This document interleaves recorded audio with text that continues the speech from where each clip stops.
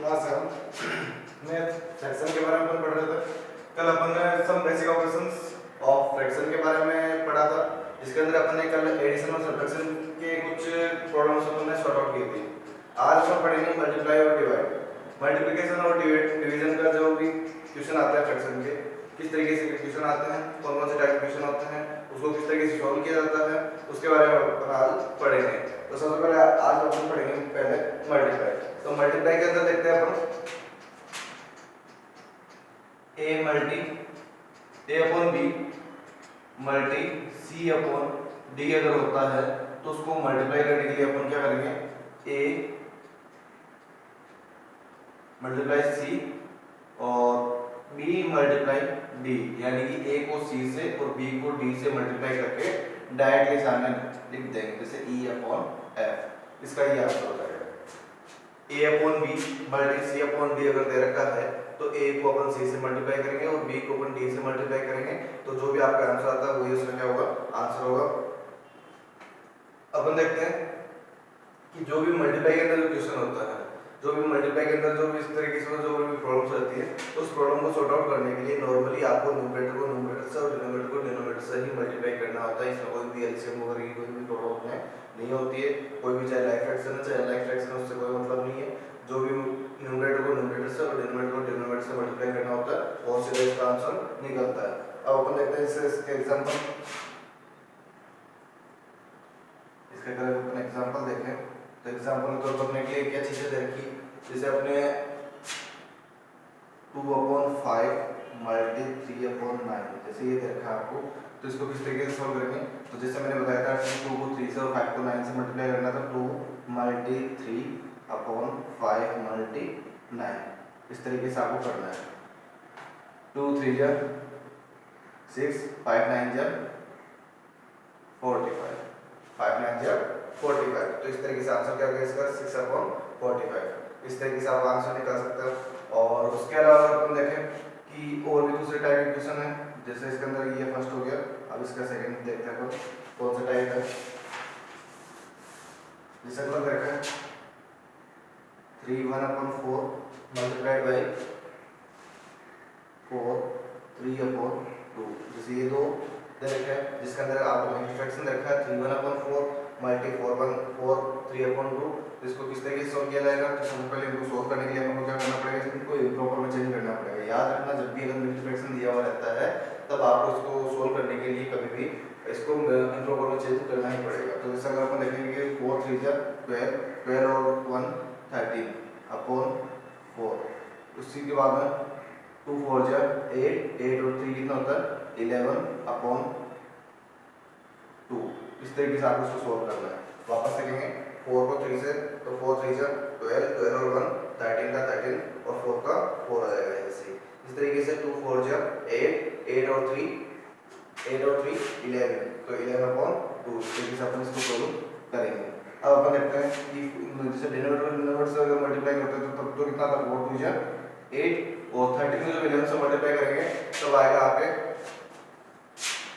141।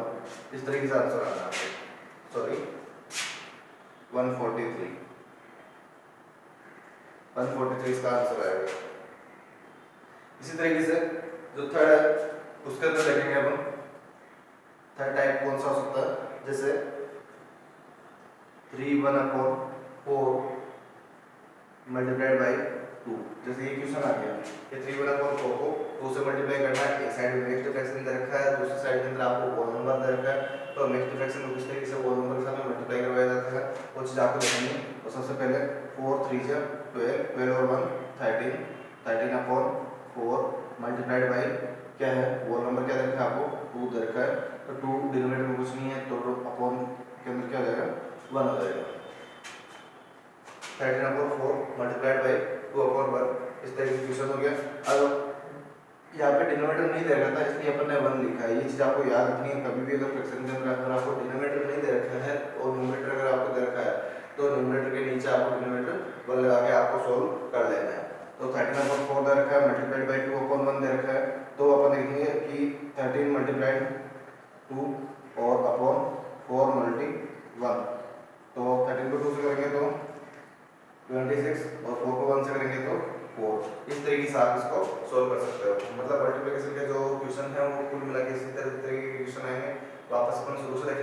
Detach दे रखा है, जिसके अंदर अगर अपन नॉर्मली देखें तो प्रॉपर या इम्प्रॉपर फ्रैक्शन के हिसाब से अगर क्वेश्चन आता है तो न्यूमरेटर को न्यूमरेटर से, डिनोमिनेटर को डिनोमिनेटर से अपन इसको सोल्व करेंगे। जैसे यहाँ पे 2.5 मल्टीप्लाई 3/9 रखा है तो 2/5 मल्टीप्लाई और 3/9 लिख दिया, मतलब न्यूमरेटर को न्यूमरेटर से और डिनोमिनेटर को डिनोमिनेटर से ऐसे अपन ने क्लियरली तरीके से अपन इसको मल्टीप्लाई किया। तो 2 3 जा 6 और 5 9 जा 45, इस तरीके से अपन ने इसको क्या किया, डायरेक्टली सॉल्व किया है। अब सेकंड नंबर जो टाइप है वो देखा है इसका कंप्लीट फ्रैक्शन के अंदर कि दोनों ही कंप्लीट फ्रैक्शन में आता है, तो किस तरीके से होगा, तो 3 1/4 मल्टी 4 3/2 देखा है।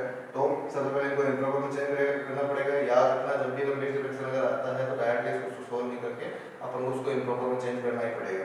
तो 4 3 जा 12 12 और 1 13/4, तो ये 13/4, 2 4 जा 8 और 3 11/2, इस तरीके से आपको सोल्व करना है और इक्वल 143/8, इस तरीके से आपको इसको सोल्व करना है। तो 13 को अगर 11 से मल्टीप्लाई करेंगे तो कितना आएगा 143, और 4 को अगर 2 से मल्टीप्लाई करेंगे तो कितना आएगा 8, तो 4 2 या 8 हो गया, और 13 को 11 से किया है तो 13 11 या 143 होता है। तो इस तरीके से आपको सोल्व करना है। इसी तरीके से थर्ड नंबर जो टाइप कर रखा है इसका, तो वो देखा 3 1/4, तो 4 3 जा 12 और 1 13 13/4 मल्टीप्लाइड बाय 2, तो 13/4 मल्टी जैसे 2 हो जाएगा, और 2 के नीचे से डिनोमिनेटर कुछ नहीं देखा तो अपन क्या लिख दिया, इसके नीचे 1 लिख दिया। केवल 1 ही लिखना है आपको, दूसरे कोई भी नंबर नहीं लिख सकते, ओनली फॉर 1 ही लिखना है। इक्वल 13 मल्टी 2, तो 13 मल्टी 2 इक्वल अपॉन 4 मल्टी 1, तो 4 मल्टी 1, तो 13 को 2 से करेंगे कितना आएगा 26, और 4 को 1 से करेंगे कितना आएगा 4, 4 1 जा 4 और 13 2 जा 26। इस तरीके से आप जो भी मल्टीप्लिकेशन से रिलेटेड जो क्वेश्चन होंगे वो आप इसको सोल्व कर सकते हो।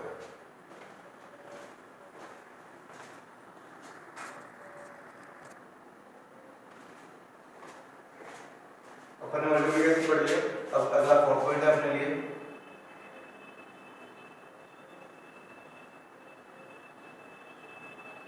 डिवीजन। डिवीजन से रिलेटेड जो भी फ्रैक्शन के क्वेश्चन अगर आते हैं तो किस तरीके से इसको सॉल्व करोगे तो उसके बारे में अपन पढ़ेंगे। तो सबसे पहले अगर अपन देखें कि जैसे a/b डिवाइड बाय c/d अगर दे रखा है तो उसको सॉल्व करने के लिए अपन क्या करेंगे, सबसे पहले a/b को तो a/b लिखना ही है। उसके बाद में जो डिवाइड है तो एक चीज ध्यान रखिए, फ्रैक्शन के अंदर कभी भी अगर डिवाइड रहता है तो डिवाइड को अपन ऐसे से इसको सॉल्व नहीं कर सकते, डिवाइड को चेंज करना पड़ेगा आपको मल्टीप्लाई में। डिवाइड अगर मल्टीप्लाई में जा रहा है तो क्या बोल सकते हैं अपन, उल्टी प्रोसेस हो रही है अपने। तो अपन क्या करेंगे, जो c/d है उसका अपन करेंगे रेसिप्रोकल, c/d का क्या कर देंगे रेसिप्रोकल कर देंगे, तो डिवाइड क्या हो जाएगा मल्टीप्लाई, और अपन क्या करेंगे इसको d/c कर देंगे। वापस देखेंगे अपन a/b डिवाइड बाय c/d है, तो डिवाइड ऐसे सॉल्व नहीं होता, डिवाइड को करना पड़ता है मल्टीप्लाई में चेंज, और डिवाइड को अगर मल्टीप्लाई में चेंज करेंगे तो जो सेकंड नंबर जो फ्रैक्शन दे रखा है वो क्या होगा, उसका रेसिप्रोकल आपको करना पड़ेगा। तो अगर अपने इसका अगर रेसिप्रोकल किया तो c/d है, तो इसके लिए क्या हो जाएगा अपने d/c, मतलब जो डिनोमिनेटर में है वो चला जाएगा न्यूमरेटर में, और जो न्यूमरेटर में है वो चला जाएगा आपके डिनोमिनेटर में। इस तरीके से आपको इसको सेट करना है, और इस रेसिप्रोकल करने के बाद क्या हो जाएगा, बीच में साइन कौन सा देगा मल्टीप्लाई का, इसको सोल्व करेंगे। फिर उसके बाद आपके जो वैल्यू आएगी वो कौन सी आएगी, जो भी आपके आंसर होगा वो आंसर आपके पास में आ जाएगा। अब अपन देखते हैं एग्जांपल के तौर पे 3/6 डिवाइड बाय 1/2, जैसे ये क्वेश्चन दे रखा है तो इसको सोल्व करने के लिए अपन क्या करेंगे, जैसे 3/6 मल्टीप्लाइड बाय 2/1 ये हो गया। फिर उसके बाद जो नॉर्मल जो क्वेश्चन है आपके मल्टीप्लाई वाला जो इससे पहले अपन ने किया था सेम वही चीज हो गई, तो अपन क्या करेंगे इसको 3 × 2/6 × 1, तो 3 2 जा 6 और 6 1 जा 6। अब देखना 6/6 आया तो नॉर्मल दोनों नंबर सेम है, तो 6 से 6 जब कट जाएगा तो आंसर कितना आना है 1, तो इसका आंसर क्या होगा 1 होगा। आगे चीज समझना। उसके बाद अपन देखते हैं अगला सेकंड नंबर। तो सेकंड नंबर जो क्वेश्चन है वो है आपके 2/7 डिवाइड बाय 2/3। बीच में डिवाइड दे रखा है, दोनों फ्रैक्शन है, तो अपन क्या करेंगे 2/7 डिवाइड हो जाएगा मल्टीप्लाई, और 2/3 का क्या हो जाएगा 3/2। 2/3 को रेसिप्रोकल करेंगे तो क्या हो जाएगा अपने पास में 3/2 हो जाएगा। फिर उसके बाद अपन देखेंगे कि 3 2 जा, फिर अपन करेंगे 2 × 3 और 7 × 2, तो 2 3 जा 6 और 7 2 जा 14। तो इस तरीके से आपको इसको सॉल्व करना है। थर्ड नंबर आता है आपके पास में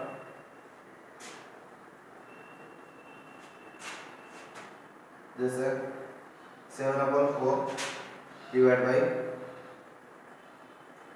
3 दे रखा है, तो इसको सॉल्व करने के लिए अपन क्या करेंगे, 7/4 डिवाइड ये हो जाएगा मल्टीप्लाई, और सॉरी पहले का कौन करते हैं अपन, जैसे 3 नीचे कुछ नहीं है तो क्या लगा देंगे 1 लगा देंगे, डिवाइड को डिवाइड ही रखा है एक बार, फिर अब अपन यहाँ पे चेंज करेंगे 7/4 मल्टीप्लाइड बाई 1/3, इस तरीके से आपको इसको चेंज करना पड़ेगा। जब इसको चेंज किया तो अपने पास में वैल्यू क्या आ जाएगी, 7 × 1 डिवाइड बाई 4 × 3, तो 7 1 जा 7 और 4 3 जा 12, इस तरीके से अपन ने चेंज कर दिया और ये अपना आंसर आ गया। अब अपन देखते हैं कि जो फोर्थ जो टाइप है इसका, तो फोर्थ टाइप क्या हो सकता है अपने पास में, जैसे 3 1/4 डिवाइड बाई 4 1/3, इसी इक्वेशन है आपके पास में, इसको आपको सॉल्व करना है, इस तरीके से करोगे तो 3 1/4 डिवाइड बाई 4 1/3 है, तो इसको अपन पहले करेंगे इसको इंप्रोपर में चेंज, तो 4 3 जा 12 और 1 13/4, उसके बाद में डिवाइड का साइन, फिर 3 4 जा 12 और 1 13/3, इस तरीके से अपन इसको सॉल्व कर देंगे। फिर उसके बाद अपन करेंगे इसको रेसिप्रोकल, तो 13/4 डिवाइड हो जाएगा मल्टीप्लाइड और 3/13, इस तरीके से अपन इसको चेंज करेंगे। फिर क्या हो जाएगा, 13 3 कितना होता है 39, और इसको अगर अपन कर सकते हैं 13 4 कितना होता है 52। अभी जिस हमने इस तरीके से आपको वैल्यू निकालनी है, और अगर इनको भी अगर आप आगे जाके अगर सिंपलेस्ट फॉर्म में चेंज करना चाहते हो तो इनको आगे आप जाके आप सिंपलेस्ट फॉर्म में चेंज कर सकते हो। जैसे अगर अपन देखेंगे यहाँ पे जैसे 39 और 52 दोनों की कौन सी टेबल में आ रहा है, तो वो आ रहा है मेरे हिसाब से 13 की टेबल में, तो 13 3 जा 39 और 13 4 जा 52, तो आंसर क्या हो गया 3/4, इस तरीके से अपन चेंज कर सकते हैं। इसी तरीके से अगर अपन देखें तो 6/14 को भी चेंज कर सकते हैं, तो जैसे अगर 2 की टेबल से 6 और 14 दोनों आ रहे हैं, तो 2 टेबल में 2 3 जा 6 और 2 7 जा 14, तो इस तरीके से भी आगे आंसर चेंज कर सकते हो, आप इसको सिंपलेस्ट फॉर्म में चेंज कर सकते हो। 3/7 इसका लास्ट आंसर हो जाएगा, क्योंकि 3 और 7 कोई भी एक टेबल के अंदर दोनों नंबर नहीं आते, तो ये इसकी सिंपलेस्ट फॉर्म है। अगर ये भी अगर और आगे कोई अगर टेबल में अगर आते तो और इनको कट कर दिया जाता, तो इस तरीके से आपको इनको सॉल्व करना है। और आगे के कुछ क्वेश्चन है जो मैं दे रहा हूँ आपको एज ए होमवर्क, जो कि आपको सॉल्व करना है।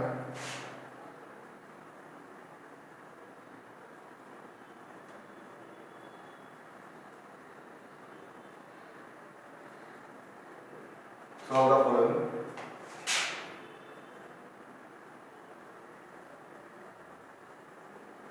फ्रैक्शंस, फर्स्ट नंबर है आपके लिए, जैसे इसके अंदर 3 1/6 मल्टीप्लाइड बाई 2, सेकेंड नंबर हो जाएगा आपके 7 1/4 मल्टीप्लाइड बाई 3 6/7, और थर्ड नंबर हो जाएगा आपके 8 1/6 डिवाइड बाई 2 1/4, और फोर्थ नंबर हो जाएगा आपके लिए 9 4/6 डिवाइड बाई 3। तो इस तरीके से आपको इनको सोल्व करना है। आपको होमवर्क के तौर पे इस तरीके से अपने मल्टीप्लिकेशन और डिवीजन के बारे में पढ़ा है, उसी तरीके से आपको इनको भी सोल्व करना है आगे।